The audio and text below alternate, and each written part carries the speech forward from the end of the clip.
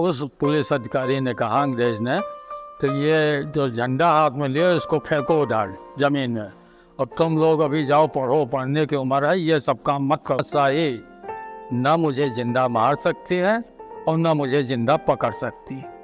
आज से मैं आज़ाद हूँ।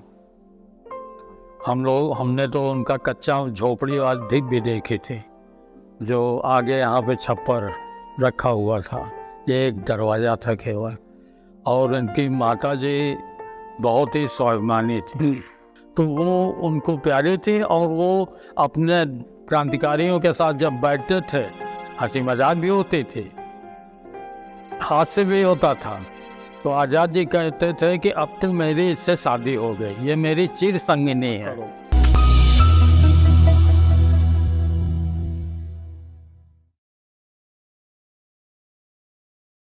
नमस्कार दोस्तों, मैं हूं आपका दोस्त प्रांजल उमर। स्वागत करते हैं आपका अनटोल्ड लाइफ स्टोरी के एक खास पॉडकास्ट में।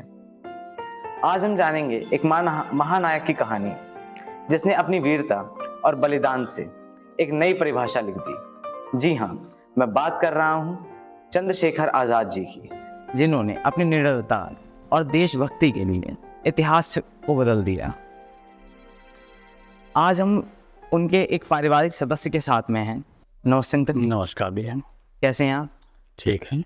हमें अपने बारे में कुछ बताएं। हम नाम से बताएं, राजन शुक्ला हूँ, और मुझे भी बहुत बड़ा गर्व है कि मैं भी एक स्वतंत्रता सेनानी का बेटा हूँ। मेरे पिताजी डॉक्टर ब्रज किशोर जी शुक्ला जी, जो अब इस दुनिया में नहीं रहे, स्वर्गवास हो गया, उन्होंने अपना पूरा जीवन आज़ाद जी और जनसेवा में अर्पित कर दिया था। ब्रिटिश काल में कई बार वो जेल भी गए, सालों जेल में रहे, लाठियाँ से ही हमारा बताया करते थे, सुना भी। उस समय तो हम थे नहीं, लेकिन घर परिवार उजाड़ दिया था पुलिस ने। ऐसे परिवार का जन्म हुआ मेरा। और हम बताएं आपको कि पिताजी ने अपना जीवन आज़ाद जी के लगा दिया, जो इसकी बदौलत पूरा देश ही नहीं विश्व में पहचान बनी बदरखा की। तो हमें बड़ी खुशी है कि आप सब लोग आए और इस पावन धरती, जहाँ छोटी सी कुटिया में एक हिंदुस्तान भारत माता का अनन्य सपूत जन्म लिया था, गरीबी में पला बड़ा था। तो अंकल, हम आपसे ये जानना चाहेंगे कि चंद्रशेखर आज़ाद जी का असली नाम क्या था और उन्होंने अपना उपनाम आज़ाद क्यों चुना?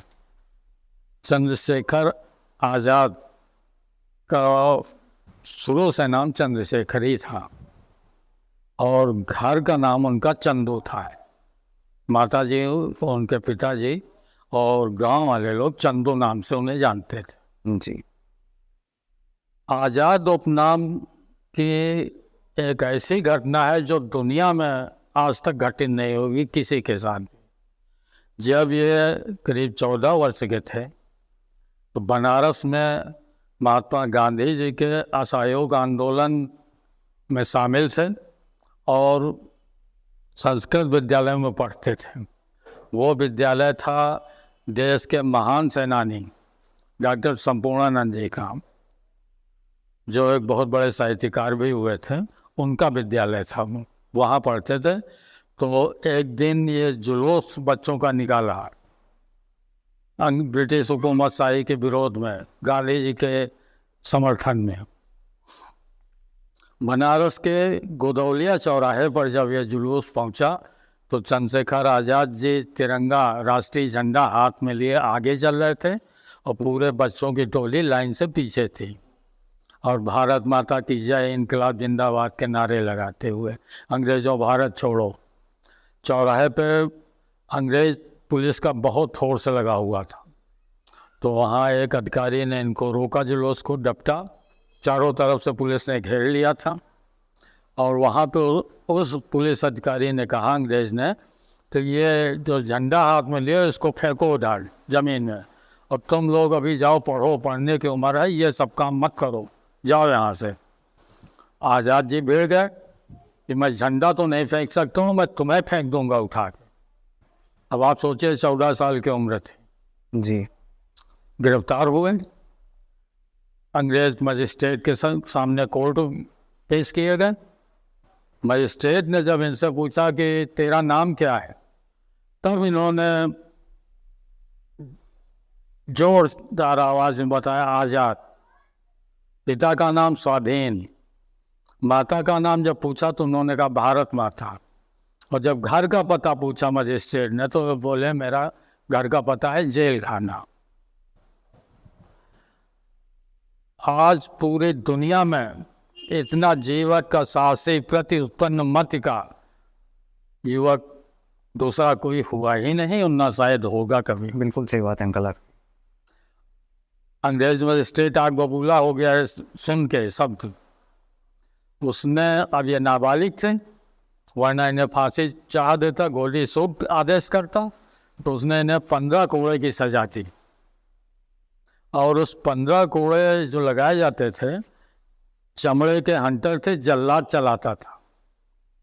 पूरे शरीर को नग्न कर दिया जाता था, कपड़े उतार के, और एक लकड़ी की त्रिभुजाकार तिकती होती थी, उसमें यूं रस्से से बांध के तब वो पीठ पे कोड़े पड़ते थे। हर कोड़े पे ये भारत माता की जय बोलते रहे। पूरा पीछे शरीर, पीठ से पैर तक लहूलुहान हो गया। और जब 15 कोड़े लग गए तो अब उस समय बालक थे, बच्चा थे, क्या स्थिति रही होगी उनकी।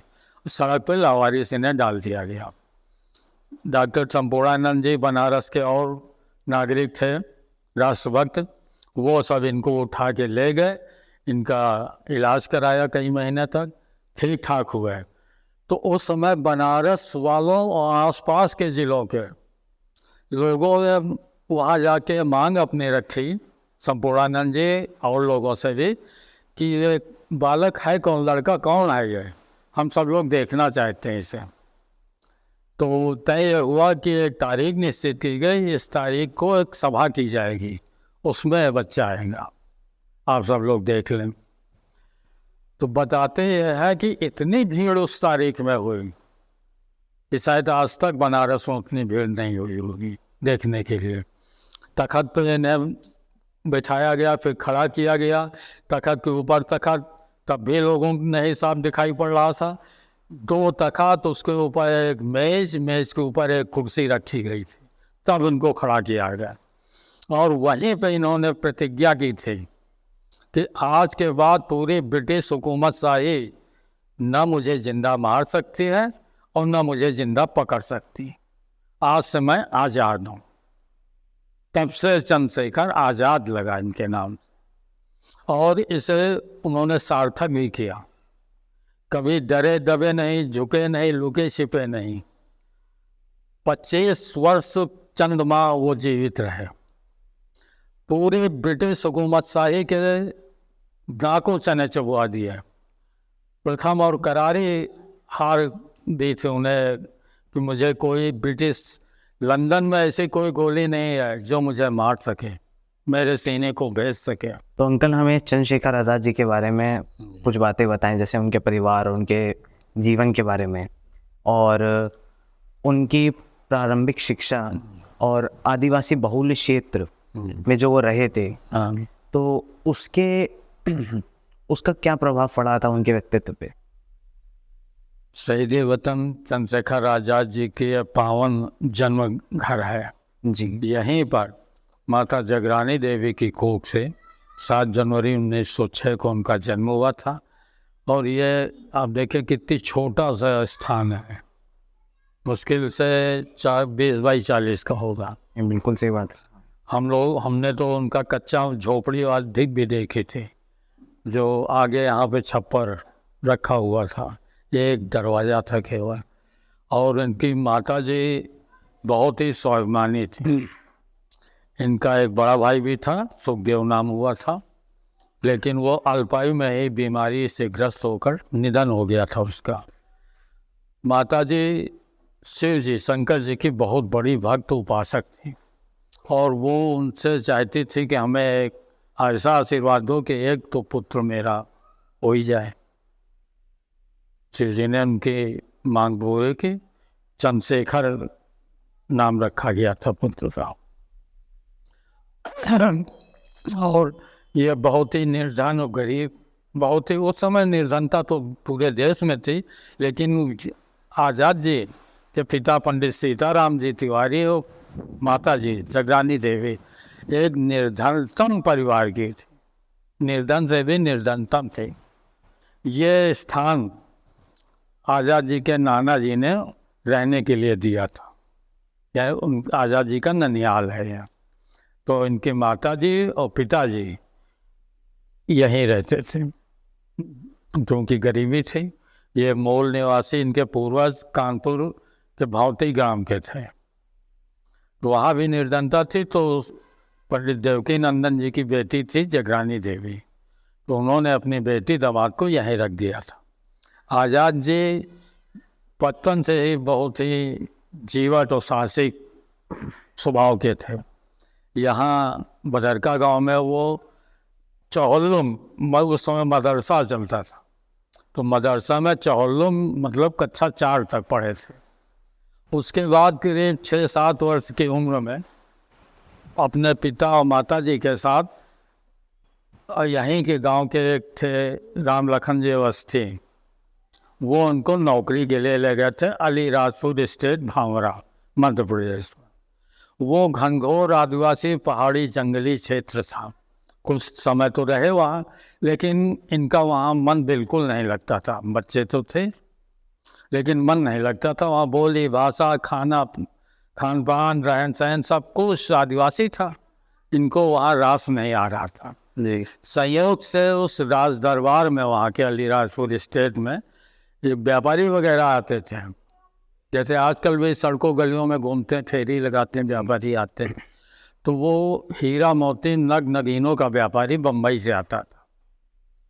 कई बार देखा आज़ाद जी ने उसको, बातचीत भी कुछ की आपस में। तो एक दिन वो अचानक बिना अपने माता पिता को बताए वो व्यापारी के साथ बम्बई चले गए।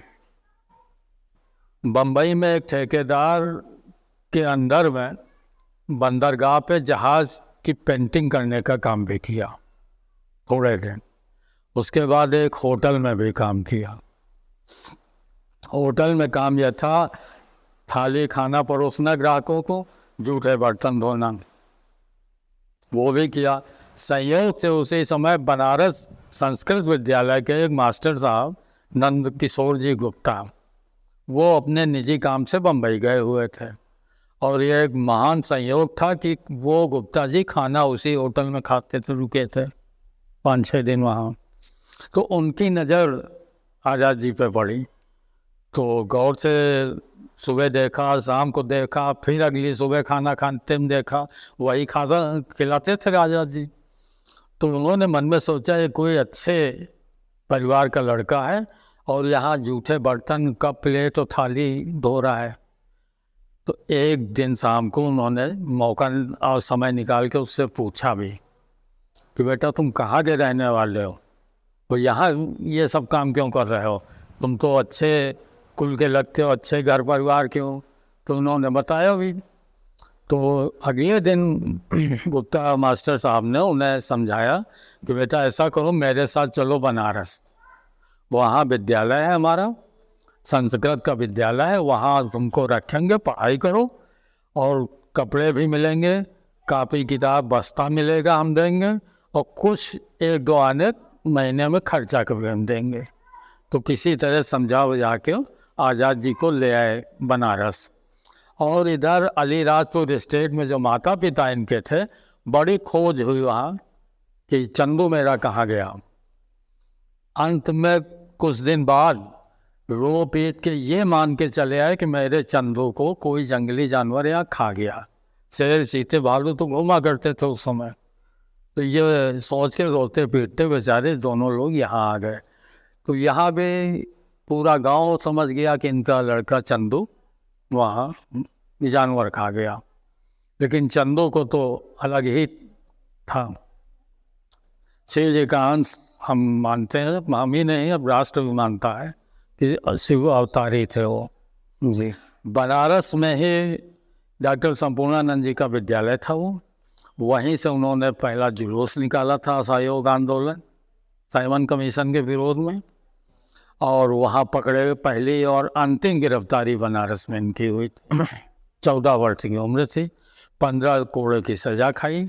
जैसा कि मैं अभी पहले बता भी चुका हूँ, हर कोड़े पे भारत माता की जय।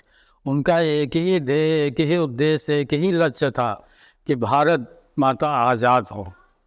ये ब्रिटिश तंत्र की जो हथकड़ी पड़ी है भारत माँ कैद हमारी, ये हथकड़ी टूटे और आज़ाद हो, पूरा राष्ट्र आज़ाद हो। और उस घटना के बाद उनका तो ना माँ बाप रह गए, ना घर गांव रह गया था। अगर कुछ था तो देश था आगे, कि राष्ट्र हमारा आज़ाद हो, देश आज़ाद हो, भारत माता बंधन मुक्त हो। और जब तक जीवित रहे इसी धुन में, इसी लगन में लगे रहे। ना आज़ाद जी ने अपना कहीं पता बताया, ना माता पिता का नाम बताया। भगत सिंह कई बार उनसे पूछा, साथियों के साथ बैठ के, कि पंडित जी कहा जाता था इन्हें आज़ाद दल में, क्रांतिकारी दल में, तो पंडित जी और भैया 2 शब्द थे इनके लिए। तो वो बोले कि भैया कम से कम अपना पता तो बता दो, कि अगर कहीं कोई अचानक घेराव कर ले पुलिस और मारे जाओ, जो बचेगा कम से कम घर तक खबर पहुंचा दे। तो भगत सिंह को बहुत तेज झपटते हुए कहा था, खबरदार आज तो पूछा, दोबारा ये प्रश्न मत पूछ देना कि हम कहाँ के हो, माँ बाप कौन है। माँ बाप से क्या मतलब, मेरे गांव घर से क्या मतलब, मेरा पूरा राष्ट्र घर है, पूरा भारत देश घर है। और हर माँ मेरी माँ है देश के, हर युवक मेरा पिता है देश का। तो वो ऐसे जज्बा वाले थे। और उनके साहस तो शायद देवत्व के अंश थे उनके अंदर। आज तक ऐसा जीवट का कोई नहीं हुआ। बचपन वहीं से फरारी समय में ये ओरछा में थे, सातार नदी के किनारे, एक अपने हाथ से एक मिट्टी की कुटिया बनाई थी। वहीं एक कुआं था, हनुमान जी की प्रतिमा थी, छोटा सा मटिया थी, उसी में ये साधु के वेश में भी रहे। जी। तो अंकल, जो आज़ाद जी का क्रांतिकारी सफर था, उसकी कोई एक ऐसी घटना बताइए जिससे उनके जीवन में बहुत बदलाव आया हो। आज़ाद जी की क्रांतिकारी घटना जी। हम आपको बताएं। जब वो यहाँ मदरसा छप्पर के नीचे चबूतरे पे बैठ के पढ़ा करते थे, तो उसी के सामने पासी परिवारों के घर थे। तो वहाँ वो अंग्रेज़ पुलिस आ गई। एक कल्लू पासी नाम के व्यक्ति के घर की कुंकी कर ली थी, सारा सामान बाहर कर दिया, और उस कल्लू जो वृद्ध था उसको लाठी से पीट रहे थे। तो चंद कदम की दूरी पे विद्यालय मदरसा था। आज़ाद जी ने देखा, सारे मास्टर और बच्चों सभी देख रहे थे, इनसे रहा नहीं गया। ये पूरा दौड़ के आया अंग्रेज़ पुलिस के सामने, और एक ईंट का रोड़ा उठा के उसके सर पे खींच के कस के मार दिया। तो मत्था फट गया उसका, अंग्रेज़ अफसर का, पुलिस का। और उसे मारने के बाद वो सीधे भागते हुए अपने घर के अंदर आ गए। पता लगाया पुलिस ने, और यहाँ घर पे सामने आ गया फोर्स पूरा, और उसके खून बह रहा था पुलिस अफसर के। बुलाया, आवाज़ दी, तो आज़ाद जी के पिताजी सीताराम जी तिवारी बाहर निकले। वो भी देख के बहुत भयभीत हो गए, क्या बात हो गई। तो इतनी अंग्रेज़ पुलिस सब आगे दरवाजे पे मेरे। तो कड़कते हुए उन्होंने पूछा, कहाँ है तेरा बेटा, उसको बाहर निकालो। तो उन्हें बताया गया कि उसने इन्हें एक ईंट का रोड़ा मारा है, सब मत्था फट गया है, बाहर निकालो उसको। तो खैर सीताराम जी उसको, आज़ाद जी को लेके, चंदू को अपने लेके बाहर आए हाथ पकड़ के, और उससे पूछा, बेटा क्यों मारा तुमने, इतने बड़े अधिकारी को तुमने मार दिया, अब क्या होगा, मैं भी जेल जाऊंगा, तुम भी मारे जाओगे और पूरा घर गिरा दे सकते हैं। तो आज़ाद ने कड़कते हुए, बहुत तेज झपटते हुए बोला कि ये कल्लू चाचा, बुढ़े चाचा को क्यों मार रहे थे लाठी से, इसलिए हमने इनको मारा है। उस समय कक्षा 4 में पढ़ रहे थे। तो ये घटना उनके दिमाग में बैठ गई। एक घर परिवार से विरक्ति हुई कि अब हम देश को आज़ाद कराएंगे, अंग्रेज अब दोबारा पुलिस किसी को मार न सकती है। जी। इतना बड़ा अत्याचार, बुढ़े आदमी को मार रहे थे। तब की घटना इनके पूरे जीवन में वही चक्र घूमता रहा और उसी धुन में ये लगे रहे। तमाम किस्से, तमाम संस्मरण हैं इनके कि जो सुन के आंखों में आंसू भी आ जाते हैं और शरीर के रोए भी खड़े हो जाते हैं। एक बार ये झांसी में साधु वेश धारण करके रोड पे चले जा रहे थे। उसी आगे रोड पे झांसी पुलिस कप्तान अंग्रेज था, उसकी गाड़ी खराब हो गई थी और ड्राइवर उसमें पहले हैंडल लगाया जाता था स्टार्ट करने की, तो वो आगे इंजन में हैंडल लगा रहा था, स्टार्ट नहीं हो रहा था। ये भी आ खड़े हो गए, देखने लगे उसको। उस समय इन पे पुरस्कार घोषित था 5,000 रुपये का, वायसराय जनरल ने घोषित किया था। और ये निडर खड़े, एसपी साहब अंग्रेज थे, वो गाड़ी में बैठे थे, गर्मी का सीजन। तो उनकी नज़र जब इन पे पड़ी तो बुलाया कि क्या देख रहे हो तुम, कौन हो तुम, कहाँ रहते हो? तो बोले हम तो आज़ाद हैं बच्चा, हमारा कोई घर ठिकाना थोड़े, हम तो आज़ाद घूमते हैं, आज़ाद रहते हैं, आज़ाद हैं हम, आज़ाद नाम मेरा।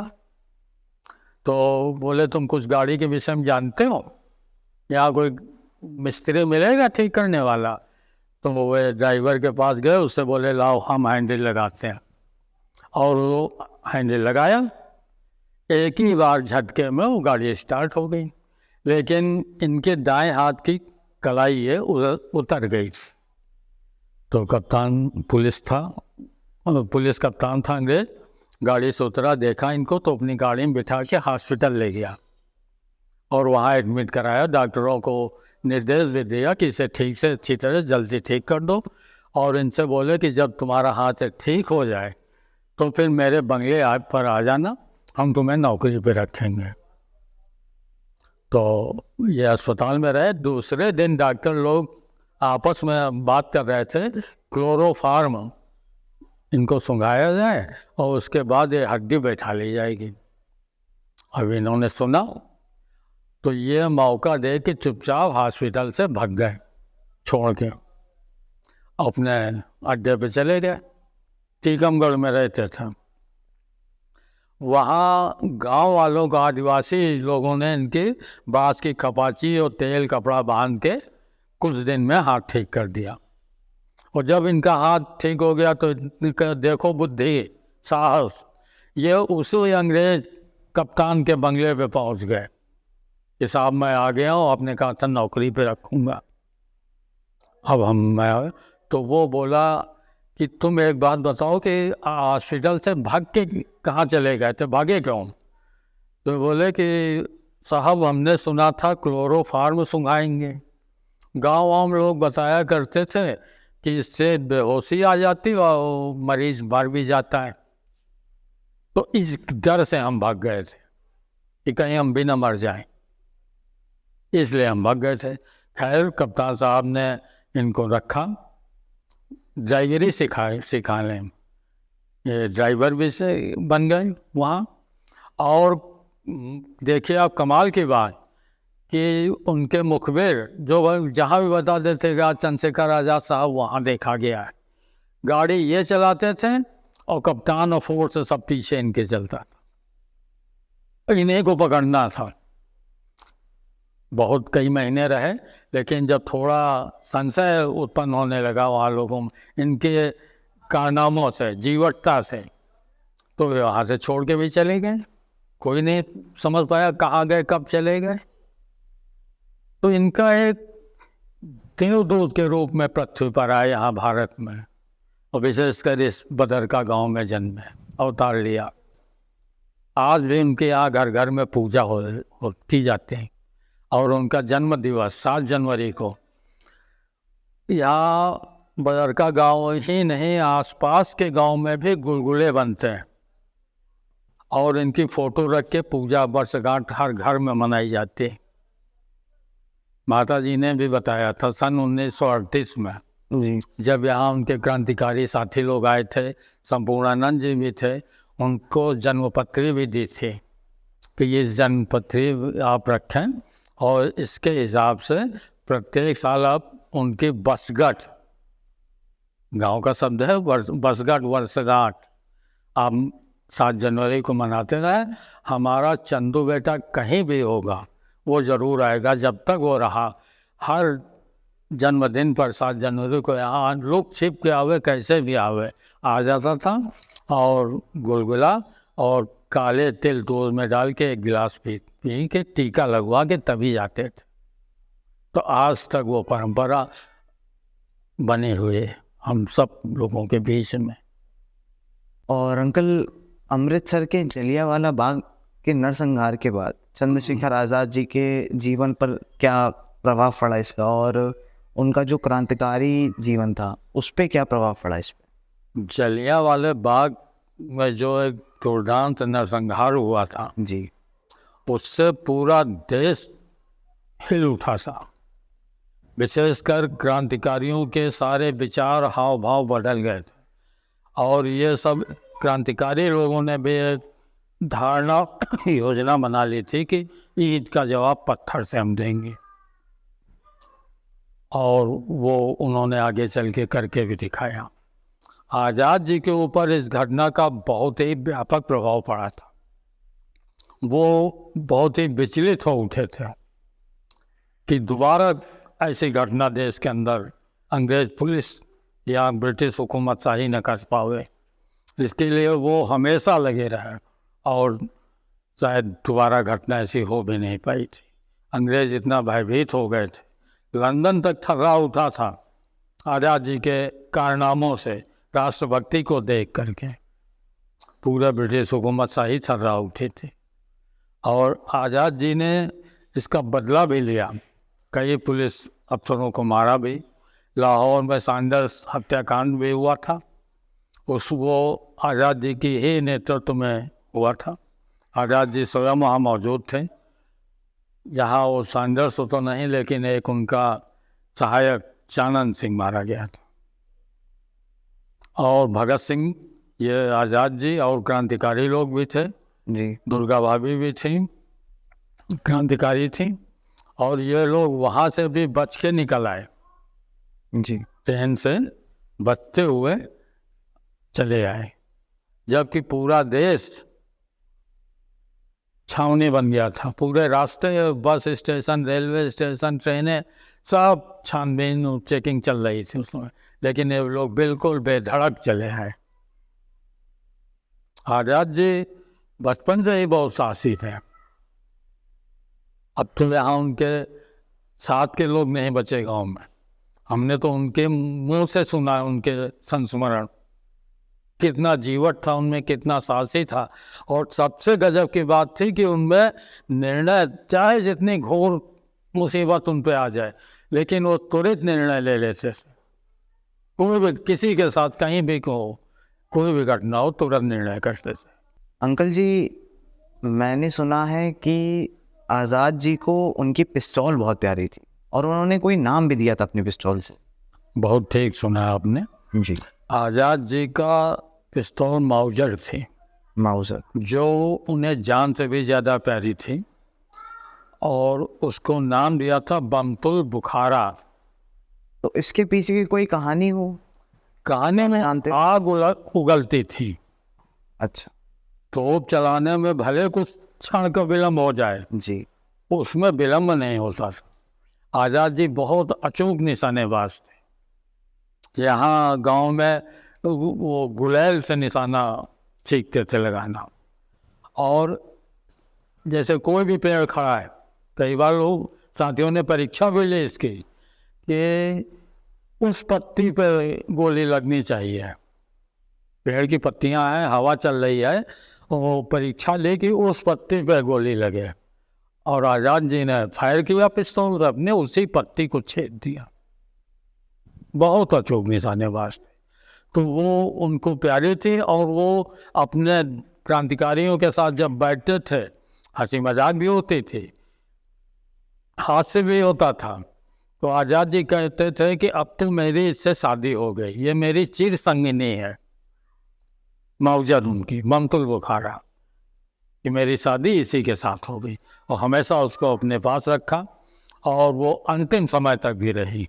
जब 27 फरवरी 1931 को अल्फ्रेड पार्क इलाहाबाद में अंग्रेज पुलिस ने चारों तरफ से घेरा डाल के इनको घेर लिया, पहली गोली इनके चलाई, वो एसपी थे नाट बाबर जी। उसने चलाई पहली गोली, जो उनके जांग पे लग गई, दाई जांग। तो इन्होंने विलम्ब नहीं किया, तुरंत फायर किया अपने माउजर से। उस अंग्रेज कप्तान के नाट बाबर की दाहिनी कलाई उड़ के बाहर निकल गए, पिस्टल उसका गिर गया जमीन में। अब चारों तरफ से गोलियां चल रही थी काफ़ी देर तक, जब तक आज़ाद जी के पास गोलियां नहीं, सामना करते रहे। कई अधिकारी मरे, कई पुलिस के जवान मरे, घायल हुए, लेकिन जो उन्होंने प्रतिज्ञा की थी एक गोली अलग रखते थे वो। जब सारी गोलियां इनकी ख़त्म हो गई तो एक गोली वो निकाल के अपने दाई कनपटी पे मार ली थी। वो प्रतिज्ञा पूरी किया, इसे भी विकट स्थिति में जहाँ मौत तांडव कर रही थी सामने इनके, लेकिन अपनी प्रतिज्ञा पूरी की कि मैं आज़ाद ही रहा हूँ, आज़ाद रहूँगा, आज़ाद ही जिया हूँ। और दाई कनपटी मार के शहीद हो गए। और शहीद होने के बाद भी किसी भी अफसर पुलिस की हिम्मत नहीं पड़ी कि इनकी डेड बॉडी के पास जाते। 3 दिन डेड बॉडी उसी इमली के पेड़ के नीचे पड़ी रही। और तीसरे दिन भी पुलिस जब गई वहाँ, पहरा लगा था, उसके बाद भी डेड बॉडी पे फायर किया कहीं ये जिंदा ना हो जाए। इतना डर समाया था अंग्रेजों के कि कहीं फिर से न खड़ा हो जाए जिंदा होके। अब हम लोग अपने पॉडकास्ट के आखिरी चरण पे हैं जी। और हमें ये बताइए कि क्या आज़ाद जी की मुखबरी की गई, और अगर ऐसा है तो इससे उनके क्रांतिकारी जीवन पे क्या फ़र्क पड़ा? को मुखबिर थे उस समय भी, अंग्रेज़ों के थे। अंग्रेज उन्हें बड़ी सुविधाएं देते थे, पैसा देते थे, बंगले देते थे, लेकिन आज़ाद जी के जीवन में रंज मात्र फर्क नहीं पड़ा मुखबिरों का। कभी डरे दबे भयभीत नहीं हुए, लुके छिपे नहीं, मुखबिर रहते थे। एक घटना आएगा आपके कानपुर में। जी। कानपुर में एक 2 वाला बंगला था कचहरी के करीब में। जी। और 2 वाला बंगला नाम था उसका। उस बंगले में उस समय के क्रांतिकारी प्यारेलाल अग्रवाल जी। उनकी पत्नी श्रीमती तारा जी अग्रवाल रहती थी। और ये लोग क्रांतिकारियों को प्रश्रय देते थे, रखते थे, सहारा देते थे, उनकी बातें भी बताया करते थे, रास्ता दिखाते थे। तो आज़ाद जी एक बार तारा अग्रवाल जी के घर में बंगले पे पहुँचे शाम के समय, और पहुँचते ही तारा अग्रवाल जी को दीदी कहते थे। अपना माउजर फेंट से निकाला कमर से और बोले, दीदी ये मेरा माउजर आप रखें, मुझे नींद लगी, मैं सोने जा रहा हूँ। और अगर अंग्रेज पुलिस आ जाए अचानक और ये स्थिति आ जाए कि हमें पकड़े या गोली मारे, उससे पहले आप मेरे सर पे गोली मार देना। तारा अग्रवाल की आंखों में आंसू आ गए। खैर उनकी बात कोई काट नहीं सकता था, उन्होंने उनका मौजर रखा। आज़ाद जी निश्चिंत होकर सोने चले गए, सोने लगे। जी। सुबह तारा जी के पति प्यारेलाल जी सो के जब उठे नींद से, सुबह हुआ तो अपने बालकनी में देखा, पर निकल के टहल रहे थे कि चारों तरफ से उनका बंगला अंग्रेज पुलिस घेरे हुए। बताया अंदर। जी। दोनों पति पत्नी भयभीत हुए, डरे कि भैया सो रहे हैं। ऐसे स्थिति में खैर उनको जगाया और बताया कि देखो पूरा बंगला अंग्रेज पुलिस घेरे हुए, अब क्या किया जाएगा, चलो उठो, जल्दी उठो। तो वो बड़े आराम से उठे, चेहरे पे कोई डर नहीं, कोई शिकन नहीं पड़ी, और बोले, दीदी आज रक्षाबंधन का दिन है, तुरंत रक्षाबंधन की थाली से सजाओ, राखी रखो, मिठाई ये सब रखो, फूल फल टीका रखो। और आपका भाई बिराना रोड में रहता है, चलो मेरे साथ बिराना रोड में टीका लगाने। और जब बाहर वे पूछेंगे तो बता देना थाली मैं लूँगा अपने हाथ में, और बता देना मेरा नौकर है, हम अपने भाई के यहाँ राखी बांधने जा रहे हैं। तुरंत तैयार हुए, तीनों लोग बाहर निकले आए। जैसे ही गेट खोल के बाहर निकला, पुलिस के बड़े बड़े अधिकारी कप्तान सब थे, और इनका एक कट्टर मुखबिर वीरभद्र जी। वो बिल्कुल गेट के सामने था, एसपी के बगल में।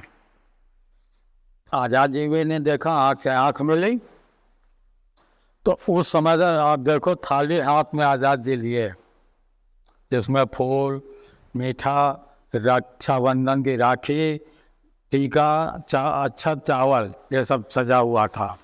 और उन सब सामान के ऊपर उनका माउजर रखा था, माउजर के ऊपर पूरी थाली अंगूठे से बंद थी।